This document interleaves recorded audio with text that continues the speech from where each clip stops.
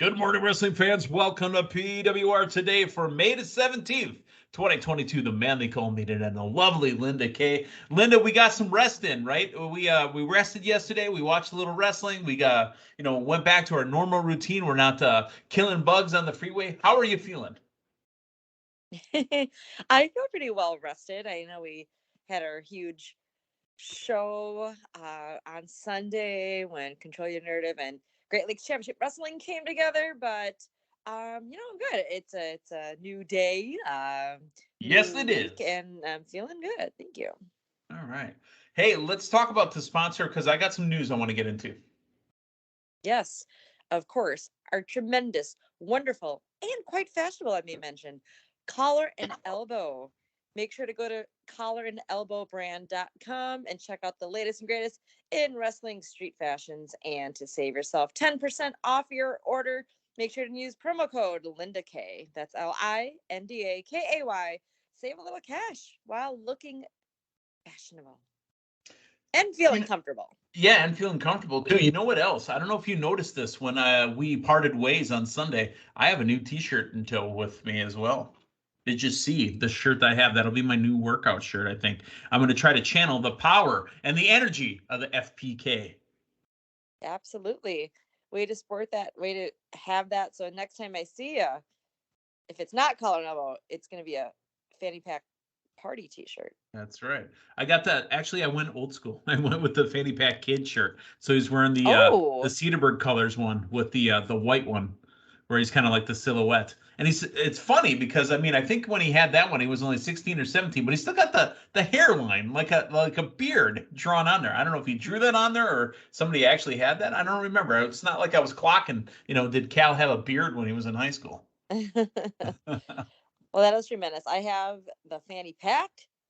You have the fanny pack kid t-shirt. That's right. All right. We gotta start off with the news that everybody's going to be talking about here. Raw last night was supposed to have in the main event a six-pack challenge to determine the new number one contender for the Raw Women's Championship. Linda, the show did not end that way, and it did not have that match because it was said, and it's confirmed that again, you know how we are. We don't run with news unless we can 100% confirm it.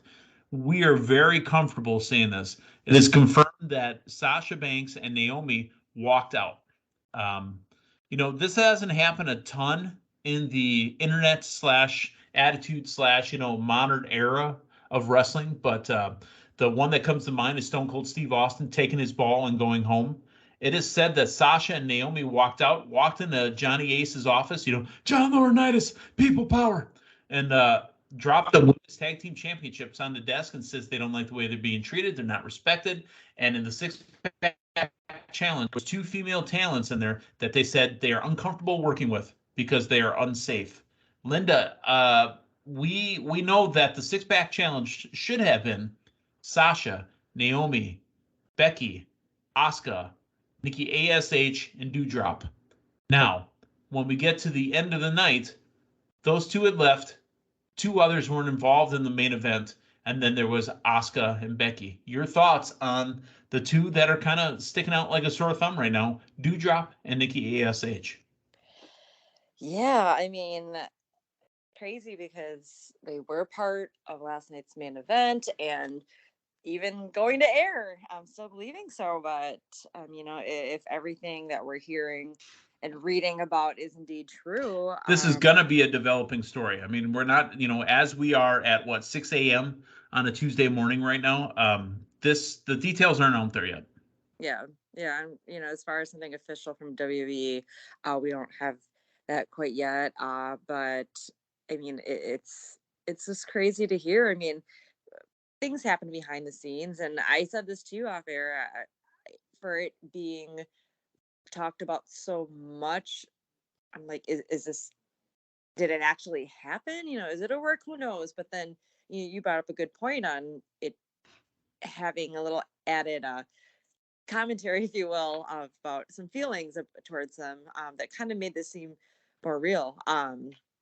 That being said, Nikki ASH and Dewdrop, I mean, like you said, presumably we got to assume they were the ones who allegedly would be the ones they didn't feel safe facing. But I mean, it could have still worked out something for the match. I'm not really sure. It was quite a shock to hear that. It's confusing, to be honest with you. So Yeah. let's go down the timeline here.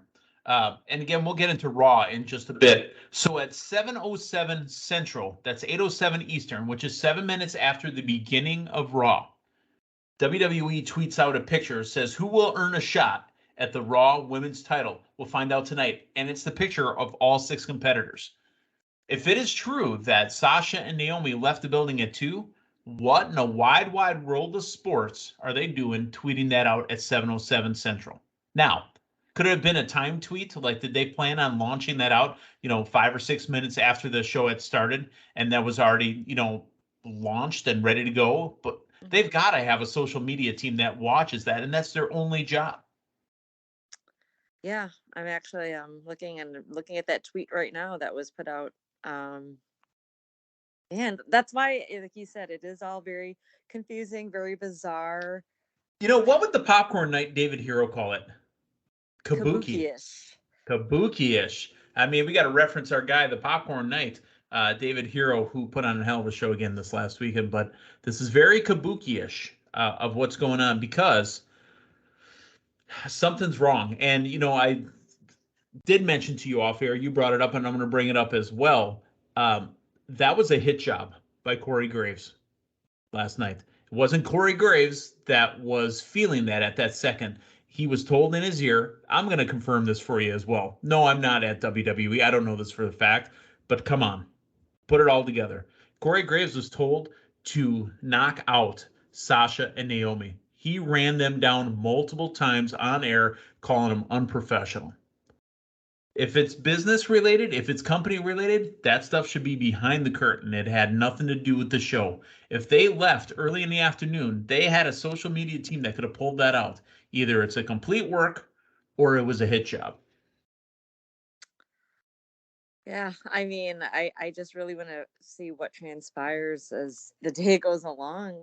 Well, as the days go along, this isn't just a one-day thing. I think it's going to take a while. I was going to say, as we get into this Friday as well for SmackDown, I mean, both Naomi and Sasha, they've been on both shows representing the titles. So, but if it's true that if the WWE does release a statement, and there is talk that it's out there, that the women drop the belts on the table, then we have a tournament, or we have a number 1 contenders match or contenders qualifiers match, or whatever the hell they're calling them now. But it is said that they felt they were disrespected and did not want to work with 2 of the 6 people in that match.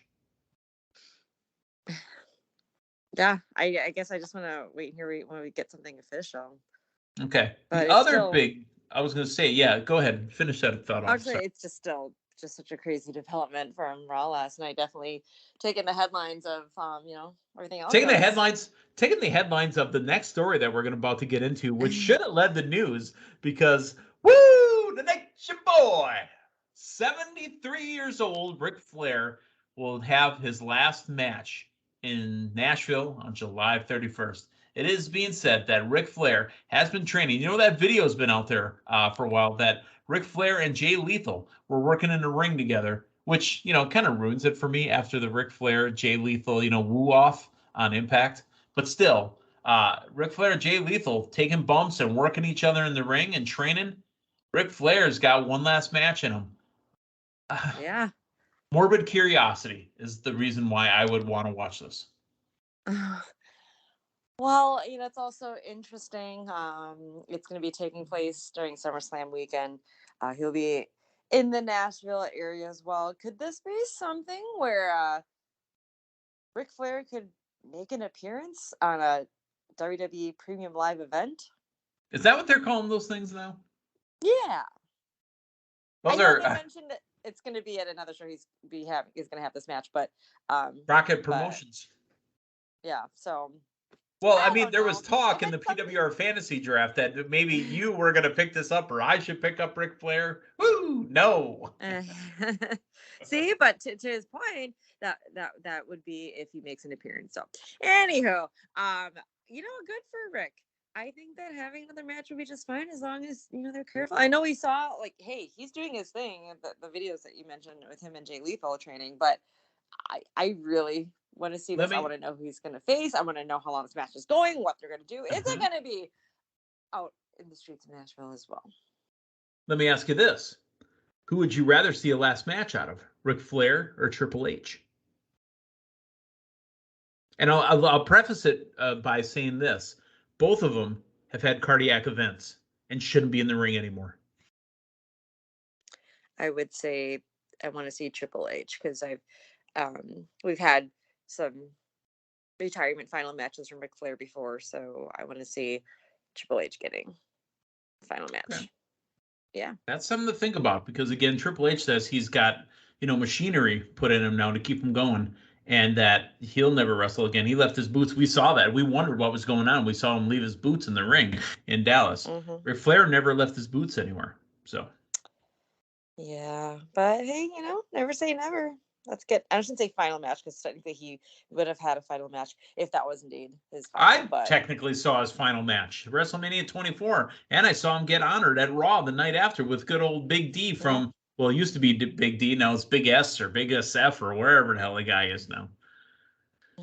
Well, let's talk about Monday Night Raw from last night. We had a dark cloud hanging over it. I'll be completely honest. I was watching it, but I wasn't paying attention because of the Sasha Banks, Naomi stuff. They put a cloud over that entire show for me. Linda, we'll find out how you felt in just a bit here. But the show opens up with the steel cage sitting right there in front of us. Omos and Bobby Lashley. Not unique. It's been done before, but it still looked good. Omos chucks Bobby Lashley into the side of the cage. The cage collapses. Bobby falls out of it and becomes the winner. Yeah, that was a great match. It was some shenanigans there by MVP. Obviously, that cage wasn't going to keep him out. Some Cedric Alexander shenanigans too. And that, especially him getting tossed off. Oh man, when he got tossed off the top of the cage there, man. But this is another unique way to display a cage match. And then on Raw, of course, this is great. It's what we're getting. And Bobby coming through the side. And then I thought too, I'm like, wait, does he just have to roll to the ground, therefore be declared the winner? And he was, aware enough to realize that's all he had to do. Boom, yeah. So Bobby moved back, put his feet on the ground, and that was the end of the match. Like I said, it's happened before, but it was still good. I liked it. Yeah, no, I agree. But I was thinking maybe this would have been the best of three, right? That would have been the third match, number 3. Mm-hmm. But now it looks like next week we're getting some type of challenge issued by Bobby. Some type of challenge, right? I thought that this would be the end because this was a Hell in a Cell match that wasn't in the Hell in a Cell. It was a cage match, so it was like a Hell in a Cell light. You know what I mean? Yeah. All right, Mustafa Ali thought he was getting a United States title match against Theory, but always be prepared, expect the unexpected. Oh, here comes Veer. And Mustafa did great. That's the longest anybody's gone with Veer. But due to his shenanigans outside, Veer wins. And then they all take selfies over Mustafa's just dead body. That actually was kind of funny. And I did see those actual pictures. They were great. Mustafa in the back, just like, I don't know if he was, playing with that into that too. But yeah, those were great. And yeah, let's keep things rolling between this feud here. I want to see, and with Mustafa Ali just coming back, I'm glad that he's in this program. Again, right now, he just keeps getting screwed out of all these matches, but he'll get his chance to, overdo them. So we see Becky Lynch arguing backstage with Adam Pearce, and when they come back, Becky Lynch keeps saying, "Look, we can't have the match because I saw them. They left the building. Sasha and Naomi left. They're not here anymore." I was like, okay, but all right. And then, the old Twitter machine started blowing up. The old phone started blowing up. And it was legit. They left the building last night. So this is how they changed it up. And they made it Becky Lynch versus Asuka to be the new number 1 contender. That, obviously, production-wise, those guys film all that stuff earlier in the day and then have it ready to go for the nighttime. That was something they probably had to, pump the brakes on and get filmed quickly. Yeah. I mean, if you didn't know that there was supposed to be a 6-pack challenge at the beginning, you would have just assumed like, hey, this was part of a normal segment on Raw. Becky Lynch, doing her thing in back, the shenanigans with the authority, if you will. And authority. yeah, if you didn't have any, you wouldn't have, I wouldn't have known. But then, as you said, it was mentioned throughout. So that's where it just, again, just very kabuki-ish, a bit funky. Yeah, it was. And then again, you had that uneasiness. And like I said, this kind of put a cloud over the rest of the show for me. Even though I was watching, I wasn't really paying as much attention anymore. It was weird. Here comes Riddle by himself, no Randy Orton, and he takes on Jimmy Uso. Well, after Jimmy Uso's brother, Jey Uso, gets banned from ringside due to interference, RKO's Riddle gets the victory over Jimmy Uso. Yeah, I mean, we're on that way to getting that unification match on Friday, which I do believe is going to happen, Meathead. I know when we spoke yesterday, there's maybe some I'm sticking uncertainty. with it. Yep, I'm sticking with the fact that something's going to happen and the match could happen, but then there's interference, the match ends, and they push it to Hell in a Cell. Mm. Okay, okay. Okay, Judgment Day. I like this. Even though it was weird that, they had Judgment Day talking, you had Damien, who's got the deep voice, so it works for the way he talks. Then they had Rhea talking. I'm like, wait a minute, wasn't she just part of one of the top 10 Instagram pictures of the week last week? Without her makeup, and then I have to look at her with them. That was just poorly timed. I mean, I love Rhea. Don't get me wrong, but if you're going to be doing the promo with her and she's supposed to have this dark, ominous look, I don't want to see her looking cool on the side. I mean, keep that shit away. Put that on your website or something. So it threw me off a little bit. Yeah, but I mean, I guess it's just showing all the different sides. Maybe it was from before her joining Judgment Day. Yeah. But I mean, she joined Judgment Day about a week ago, and the picture is top 10 of the week. So maybe. I It mean, we're splitting accident. It was hairs. Yeah. a repost. Yeah, You there get we that go. repost app. Yeah. There you Mm-hmm. go. Repost. The Popcorn Net used to call me Retweet Head because I never had any original content of my own. All right, AJ Styles and Finn Balor versus Los Lotharios. I have to talk about the girl that got the smooch and her eyes went cross-eyed, and then that got frozen up on the Titantron. I damn near pissed myself. That was really fun to see. Yes. Oh, Oh. wow. You know what we got out of this though? I mean, AJ Styles and Finn Balor put up the club sign or the Bullet Club, whatever they're going to call it, but they may have a somewhat unofficial member, and that's Liv Morgan. I almost said Liv Tyler, by the way. I got it right the first time. Well, I foresee a 6-person tag match brewing, if you will. Yep. And I don't think that'll be in the cell, but I think it'll be at the pay-per-view, possibly pre-show, possibly before the cell goes down. So, good stuff. I don't think they'd put the Judgment Day on pre-show, but I definitely feel like it would be at the pay-per-view. Yeah. All right, Alexa Bliss, brand new music from Alexa Bliss. How did you like that song? I liked it. I liked that it still had elements of her original, which I was happy to hear when she came back last week. I liked her original music, even though she still came out with Lily. It was more of the Alexa Bliss that we all welcomed originally here, Mm-hmm. into WWE. I do miss her as well because I really liked it. I was like, yes. But I Hey, will say this Dewdrop is a wasn't good on song. last night. She should have got her hand bracelets back. Oh, yeah. I was just gonna say though with Seth Rollins, like I love the Burn It Down song, but this remake where it has the Burn It Down definitely works. So I can see this the new song with the new, or the current Alexa Bliss, I should say the Sure. current Bliss working as well. I love it. So she had a match with Sonya Deville, and again, Sonya Deville's angle is that she's the disgruntled former official at WWE, so you couldn't get a win out of Sonya Deville. She was going to lose to Alexa Bliss, Yeah, and but Alexa Bliss needs the win. So as they mentioned, that was a great showing from Sonya Deville. Just seeing her yeah, more and more in action, and happy. I'm us happy about it. remembering what she can do. Absolutely. Let's go back a segment because I skipped over it accidentally. Chad Gable and Otis backstage with Kevin Owens, and Gable has Ezekiel's DNA results, and Owens reads it, and he says that the sample was contaminated with barbecue sauce.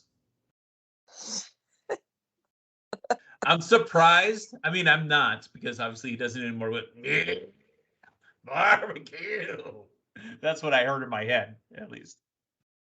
Yeah. No, that was just a little funny haha. But and then it even went further to say, no, I saw you eating the baby back ribs and whatever else the day of the test. That's right. I'm like, oh my gosh. Yeah, you were in the damn catering eating like there was no tomorrow.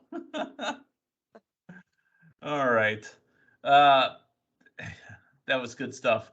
What were your feelings on the countdown to Cody on TV? It gave it something. It gave that heads up. Hey, top of the hour is coming up. You got to watch. There's gonna be something big happening. That was interesting because they haven't done something like that since. Was it the Miz? Miz and Bobby Lashley. Mm-hmm. Remember, because the Miz had to lose his championship at some point to Bobby Lashley. Could be the top of this hour, top of next hour. But you know what I'm noticing is that right now, Cody is the most hyped person they have on TV. The other thing, if you haven't noticed this, folks, and Lynn, I don't know if you've noticed this at all either, the main event of the show is never the main event of the show. So that final match, the finish the night off, that's not the actual main event. The main event is the top of the 10 o'clock Eastern, 9 o'clock Central hour. Hence that countdown. Hence the countdown, right? And that's what I'm saying to you, is that, obviously there's Q ratings and whatnot, but their top segment where they put their top talents is always at the end of the, 9, like I said, at 10 Eastern, 9 Central, a couple of minutes before the top of that hour, and to go into that final hour, because they put their second main event at the end of the show. And then the third main event is always going to be, because again, there's segments, so you can tell who's who, but that's always going to open the show as well. So it's not, main event on Raw isn't what it means anymore. Okay. Especially because they had a 6-pack challenge scheduled for the main event last night, and that got thrown out the window. But I want your opinion on Cody Rhodes. I think right now Cody Rhodes is, like I said, the top draw that they have on Raw, and they're treating him as such. However, I'm finding myself not connecting to him as much because I don't relate to him. This dude speaks at a, how do I put it without sounding condescending myself? Speaks in a condescending tone with the 3-piece suits that I don't think is going to connect to the quote unquote common man like his daddy did. I can see where you're going with that. I think I just really appreciate it because it's just something different than what we've been from anybody else currently in WWE. Obviously, the man can talk. And he can talk. He can dress. He carries himself. Yeah, perfectly. I like how he what's the word? Is it the cadence and in his cadence, his delivery, his delivery. ominence. Yeah. I get what you're saying. It just comes off maybe pompous. But it's Cody Rhodes, and I'm glad. Like I said, I'm just happy that he's getting well reception. And that's the part from the crowd right now. So if I were to split myself in half, right? That's the part I still truly respect as well. The meathead that you're listening to right now, the one that, is analytical and the one that likes to talk about the rest, and that's the part that still loves and respects Cody Rhodes. But if you took me, not the meathead, but the guy I am, the one that sits in a chair and likes to watch wrestling, I don't connect to that guy. I don't think he's cool because he's talking about things that just don't connect with me. Yeah, I just think that despite that, everybody wants this Hell in a Cell match between him and Seth, and we got it. Yeah. I want it as well. And we said it was coming, and we knew it was coming because it's a trilogy. I mean, this is Shakespearean. It's always 3 acts. So, all right, skipping back to it, let's talk Ezekiel and Chad Gable. Kevin Owens screaming about that's his brother's moves. He did it exactly like that. It's not an homage. It's his brother's moves. That's Elias. I thought this would be over for me already. I'm okay with it still going on. It's entertaining to me. Yeah, I think adding in Gable and Otis adds another element to this. Barbecue. Yeah. Well, eventually we're going to get that hard-hitting KO and Ezekiel match. Hey. It doesn't matter who it is. I drafted them both. Because if he turns into something else, I still have the man. That's true. All right. R-Truth and Tamina backstage looking for Tozawa to serve divorce papers. That was kind of funny to me. He goes, watch this. 1, 2, 3. Then Tozawa pops up. He's like, oh, I got divorce papers. Because he thought somebody was getting pinned for the 24/7 championship, and he knew he'd pop out of garbage. R-Truth made a great point, because he's talking to Dana Brooke and goes, I want my baby back. And I love how afterwards R-Truth ran into Carmella. Go on, girl, get on my back. I'll help you. I want a piece of her. Because they had some shots back and forth between each other, especially because, Dana Brooke was married for about a minute, and Carmella is currently married to Corey Graves. And again, all throughout the night, Corey Graves taking shots about professionalism at Naomi and Sasha Banks. Corey Graves, I don't know if we talked about this before WrestleMania. He was cleared to, participate, cleared to get back to wrestling. But, she said right off the bat to Carmella, look, Corey Graves doesn't know anything about it. He can't even compete anymore. He talks a big game, but he's not really backing it up. Is this a setup to finally get Corey Graves wrestling? I would say I would lean more toward except that they did pan to Corey later and he didn't say a word about it. So I feel that it should have been a chord that was struck if that would indeed happen anytime soon. But that sounds like a soundbite that might be used down the road. I guess I didn't even think it's much of that, just because when they went back to the commentary desk, he didn't say anything about that, unless I missed something. Yeah. Lacey Evans came out and actually went in front of a live crowd. By the way, sexy Lacey Evans, fantastic. I love Lacey Evans right now. I'm still worried they're trying to swerve us. I'm still scared, but she didn't come out as a heel. She came out as a face. Some USA chants, some really it was all her promos done live in front of the audience. I got to be honest though, I don't know that this was planned. I think this was fill-in. I think because of what happened with the girls disappearing, they had time to fill. Yeah, because on SmackDown she just came out. Well, but there was the final chapter was played and then she came out. So, perhaps, but she did a great job. She did great. Yeah. To the crowd, yeah. Great job. Let's talk about the number 1 contenders match, Asuka and Becky Lynch. Do they not trust Bianca Belair to be on a microphone? Because whenever Becky or somebody else is going to be coming out during a match, they're on a headset. Bianca did not get a headset or a microphone. I didn't even think about that, but that is very true. Maybe she lost her voice over the weekend, and maybe that's why she just looked exceptionally fashionable last night. Maybe. That's interesting, though. Yeah.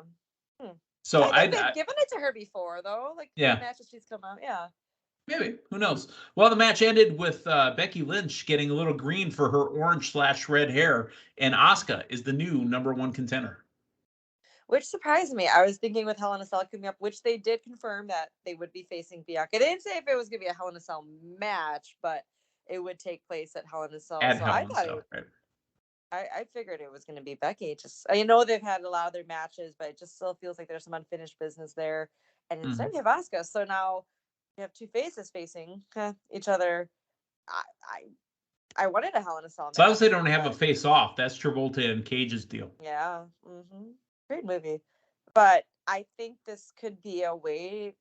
I love Asuka just as a face right now, but if she missed Bianca, I guess that doesn't necessarily make her a heel if she does that. That's her thing. Right. But again, I love the green mist into her. Yeah, I was going to say the green mist into her orange hair was perfect. Yeah. I was going to say, who has both Asuka and Bianca on their team for the PWR Today Fantasy Draft? Wait, I don't have that. Would that be you? I would be I. So, all right.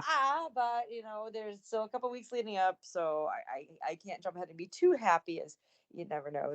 As they say, cards are always subject to change. Yes, it is. Just like a Raw card is always subject to change, even though they announced it after they knew it was already happening.